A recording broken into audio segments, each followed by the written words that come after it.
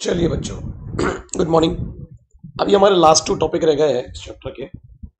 और last topic है, समझ लीजिए, आप कह सकते हैं इस टॉपिक का नाम है एड्स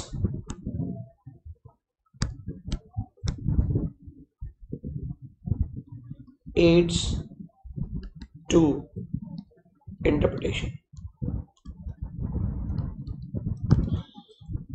मतलब जब आप कानून को इंटरप्रेट कर रहे हैं, उसके इंटेंशंस को जानने की कोशिश कर रहे हैं, है ना, ट्रू इंटेंशन, उसकी ऑब्जेक्टिव को जानने की कोशिश कर रहे हैं, है ना, उसकी मीनिंग जानने की कोशिश कर रहे हैं। तो कई बार आप कानून पढ़ते पढ़ते उसे समझ नहीं पाते, उसमें कुछ ऐसे शब्द, ऐसे प्रोविजन, ऐसे प्रिंसिपल्स लिखे होते हैं, ऐसी लैंग्वेज होती है जो आपके बाहर की होती है। तो उसको समझने के लिए हम लोग 2 चीजें पढ़ते हैं, कुछ कानून के अंदर ही, समझ में आ रहा है, कुछ कानून के अंदर ही और कुछ कानून के बाहर से, कुछ कानून के अंदर और कुछ कानून के बाहर। एग्री? तो हम लोग देखेंगे जब भी हमें कानून पढ़ते हुए किसी भी प्रकार का कोई डाउट आता है, कोई कंफ्यूजन होता है, इंटरप्रिटेशन करते वक्त उस कानून में कुछ शब्द नहीं समझ रहे, कोई प्रिंसिपल नहीं समझ रहे, लैंग्वेज में दिक्कत है, तो हम कानून के बाहर जाके कुछ चीजों को रिफर कर सकते हैं, कुछ चीजों को रिफर कर सकते हैं। वही हमें पढ़ना है यहाँ पर, ठीक है? तो साहब, सबसे पहला जो रेफरेंस है, जो हम किसी भी कानून के डाउट को दूर करने के लिए यूज करते हैं, उस रेफरेंस का नाम है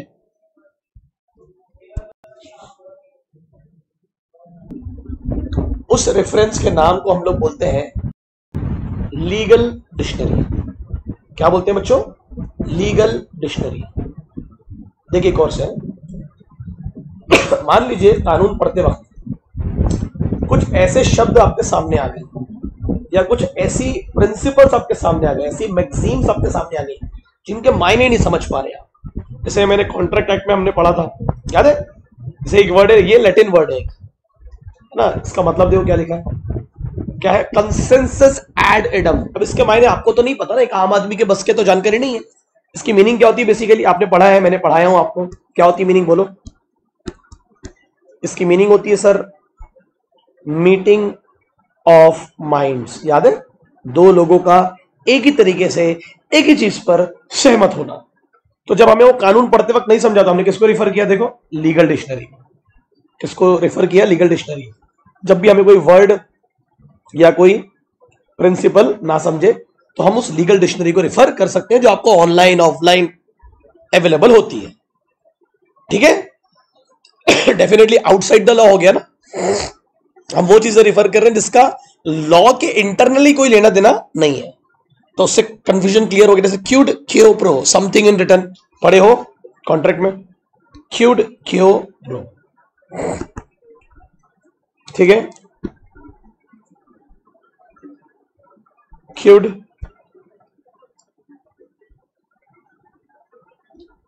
क्यो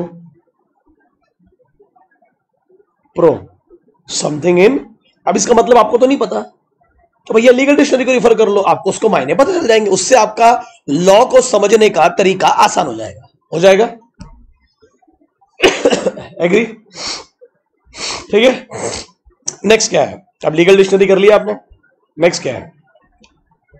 कई बार हम कानून पढ़ते हैं, जैसे आप लोग इनकम टैक्स एक्ट पढ़ते हैं, अब उसमें पेनाल्टी जो लिखी है, उसमें जो पेनाल्टीज लिखी है, क्या लिखी है? पेनाल्टीज।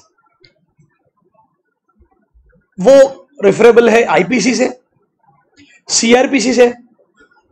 तो क्या हुआ? अब वहां लिखा है, मान लो कंपनीज एक्ट में, क्योंकि डायरेक्टर ने अगर एनुअल रिटर्न फाइल नहीं किया तो उसको आईपीसी के सेक्शन के द्वारा, 447 के द्वारा इतने साल की सजा होगी, इतना फाइन होगा। अब आईपीसी डेफिनेटली कंपनीज एक्ट के बाहर का प्रोविजन है, बाहर का सेक्शन है, बाहर का लॉ है, तो फिर आप उसको रिफर कर सकते हैं ना। तो लिखा है ना, जैसे सीआरपीसी का रेफरेंस दिया किसी कानून में, सीआरपीसी में क्या लिखा है? Procedure for procedure regarding criminal proceedings, और पेनाल्टी कहां दी हुई है? आईपीसी। याद है अपने को कॉन्ट्रैक्ट एक्ट में भी पढ़ते थे कि भाई पेनाल्टीज लग रही हैं, कंपनीज एक्ट में भी पढ़ते थे पेनाल्टीज लग रही हैं, अब इनकम टैक्स एक्ट में भी पढ़ते हैं। तो पेनाल्टी क्या कह रही है, 447 क्या कह रहा है, 420 क्या कह रहा है, आप किसको रिफर करेंगे? एक दूसरे स्टैट्यूट को करेंगे कि नहीं करेंगे? जैसे पार्टनरशिप पढ़ते पढ़ते आपने कई बार देखा होगा, पार्टनरशिप पढ़ते पढ़ते कई बार जिक्र होता है कंपनीज एक्ट का, होता है मेंबरशिप को लेके, एलएलपी में जिक्र होता है। तो जो चीज वहां नहीं समझ रही किसको रिफर करोगे? कंपनीज एक्ट को रिफर कर लेना। समझ में आएगा क्या बोलने की कोशिश कर रहा है? बराबर है, समझा? जब किसी एक्ट में दूसरे एक्ट का रेफरेंस दिया है तो दूसरे एक्ट को पढ़ के आप उस रेफरेंस को क्लियर कर सकते हैं बच्चों।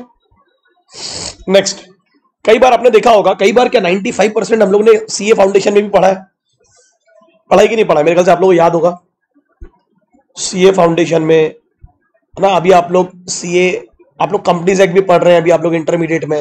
ये दोनों में आपने एक चीज रेफरेंस में देखी है, फॉरेन डिसीजंस का बहुत ज्यादा रेफरेंस होता है कंसेप्ट को, प्रोविजन को समझने के लिए। होता है कि नहीं होता है बच्चों? आपको हाँ या ना में जवाब देना होगा। ये कुछ फेमस केस लॉज है, मुझे बताना आपको याद है क्या? तो हम लोग कई बार कानून को समझने के लिए फॉरेन जजमेंट, जैसे हाउस ऑफ लॉर्ड्स ने कहा कि भाई सोलोमन कॉर्पोरेट विल में अंदर नहीं आएगा, दूसरे हाउस ऑफ लॉर्ड्स ने कहा कि सोलोमन को कॉर्पोरेट विल में लेना पड़ेगा, और फिर कुछ केस रेफरेंसेस लेते हैं हम लोग। लेते हैं कि नहीं लेते हैं? याद है सब? Balfour versus Balfour, intention to create legal obligation, Solomon versus Solomon corporate veil, procured rule, doctrine of indoor management, Gilford Motors corporate veil. याद है? जब भी एग्जिस्टिंग कानून में किसी प्रकार की एम्बिग्यूटी आएगी, अनक्लियरनेस आएगी, कंफ्यूजन आएगा, इन फॉरेन जजमेंट्स को और फॉरेन केस रेफरेंसेस को हम लोग रेफर कर सकते हैं। कर सकते कि नहीं कर सकते? उससे हमें और कंसेप्ट इजीली समझ में आ जाता है। आप जहां भी रेफरेंस, आज आप लोग कॉर्पोरेट विल बोलते हो तो आपके जहन में सबसे पहले क्या आता है? Solomon versus Solomon. अरे आता है कि नहीं आता है? ठीक है, ये सब आउटसाइड द स्टैट्यूट हम लोग रेफर कर रहे हैं, एक्सटर्नल एड से। हमने जो कानून बनाया है उसके अलावा जो रेफरेंसेस, जिस कानून को हम पढ़ रहे हैं उसके अलावा जो रेफरेंसेस, ठीक है, और भी कुछ है। तो उसमें आ गया next, reference to report and committees.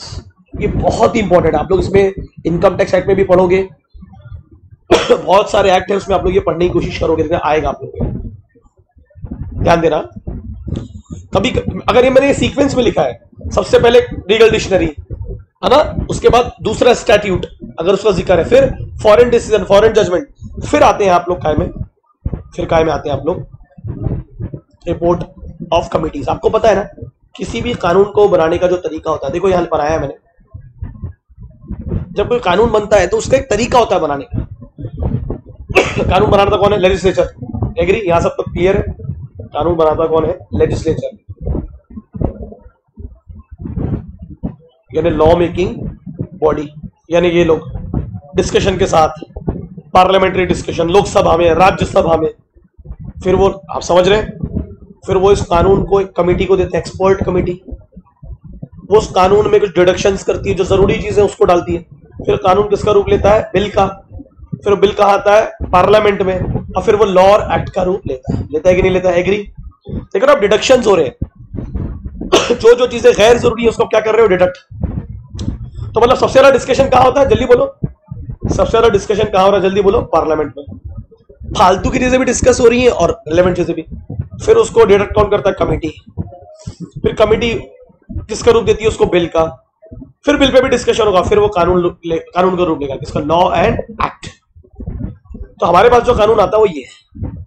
अब हमें यहां से कुछ नहीं समझा। अगर सोचो आपके पास कंपनीज एक्ट है, यहाँ का आपके पास जो कंपनीज एक्ट है वो यहां से आया है। अब जो नहीं समझेगा तो सबसे पता आप किस प्रायोरिटी पे करोगे? फिर बिल को रिफर करेंगे, जो बिल होगा संसद में, जो बिल रखा गया है। बिल से भी नहीं समझा तो फिर किसके पास जाएंगे? कमिटी की रिपोर्ट्स, जो वो लोग सबमिट करते हैं। इससे भी नहीं समझा तो फिर क्या देंगे? पार्लियामेंट्री डिस्कशंस को देखेंगे, गूगल पे सर्च करेंगे, उनकी वेबसाइट पे जाएंगे, यूट्यूब पे देखेंगे। समझ रहे हो? सबसे लास्ट रेफरेंस क्या होगा? ये, क्योंकि बहुत बड़ा होगा ना, इसमें तो हर चीज डिस्कशन की गई है। आम आदमी के लिए तो ये तीनों चीजें बस के बाहर की हैं, इसलिए इसका रेफरेंस भी थोड़ा बाद में दिया। पहले legal dictionary, foreign judgments, statute and ये। देखिए, आपको अगर कानून नहीं समझ में आ रहा है और आपको डिटेल में जानना है कि कानून क्या कहना चाह रहा है, तो फिर उनके बारे में पढ़ो ना, जिन्होंने उस कानून को बनाया है। कौन होती कमिटी में? कौन होते? Experts, legal officers, financial officers, है ना, फाइनेंस कमेटी होती है, वो फाइनेंस बिल बनाती है, फिर फाइनेंस एक्ट बनता है, ऐसे में फाइनेंस मिनिस्टर अपना बजट पेश करता है, समझे। तो जैसे मैंने कुछ कमेटियों के नाम लिखे हैं यहाँ पर। एलएलपी किसने बनाया, तो जे ईरानी कमेटी। इन्होंने एलएलपी एक्ट कैसा होना चाहिए। अब एलएलपी में अगर कुछ नहीं समझा तो क्या रेफरेंस फॉलो करोगे, जल्दी बोलो सर। पहले लीगल डिक्शनरी, फिर कोई दूसरे स्टैट्यूट का जिक्र किया है जैसे कंपनीज एक्ट, कंपनीज एक्ट को रिफर करेंगे,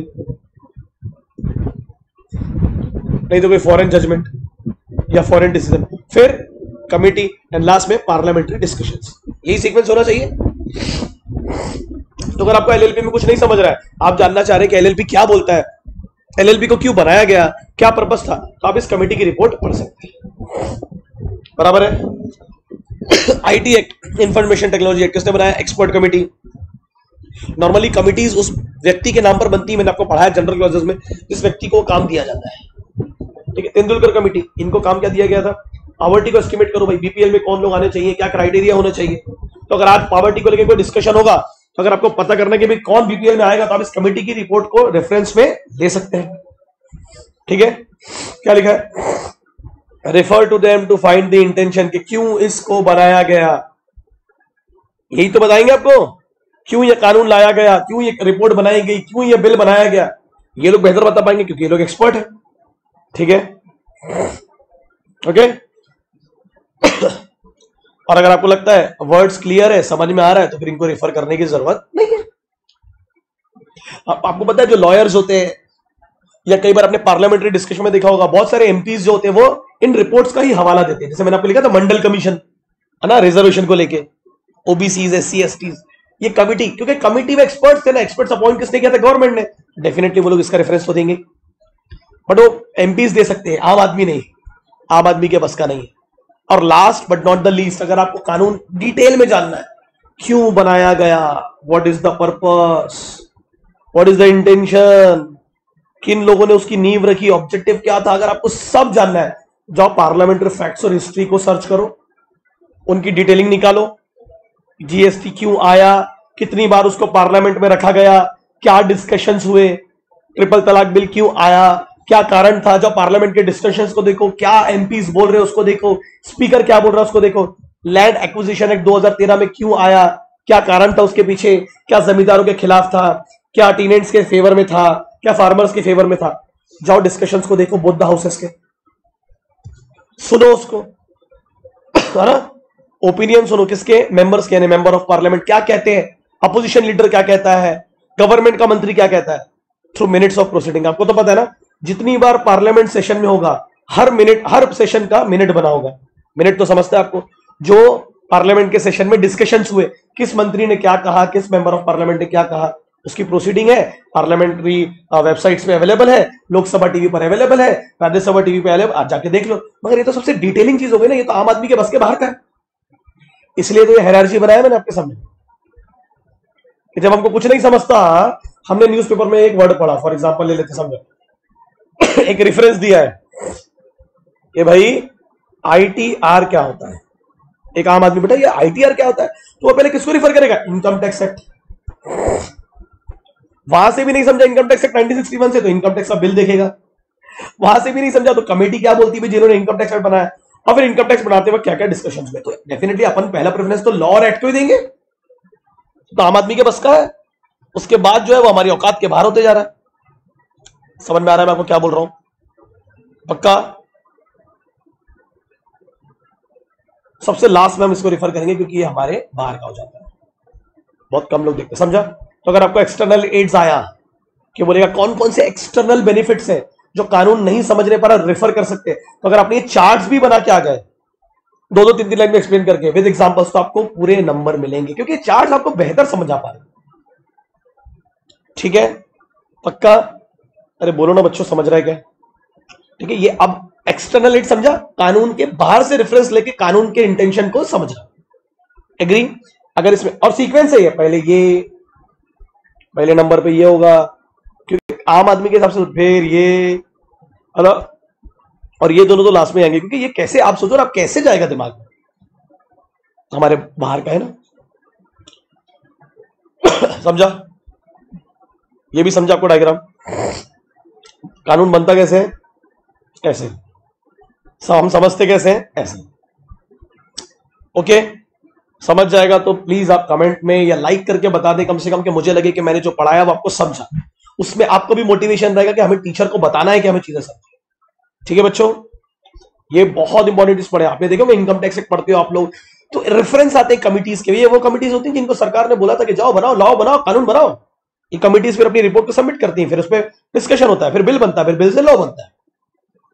हाँ जी, ठीक है, चलो खत्म। फिर छोटा सा वीडियो था बट काम का वीडियो था। ठीक है, अभी फार्मर बिल बना रही है सरकार। क्या होगा फार्मर बिल को अगर समझने की कोशिश करेंगे तो क्या होगा, बताओ मुझे सर।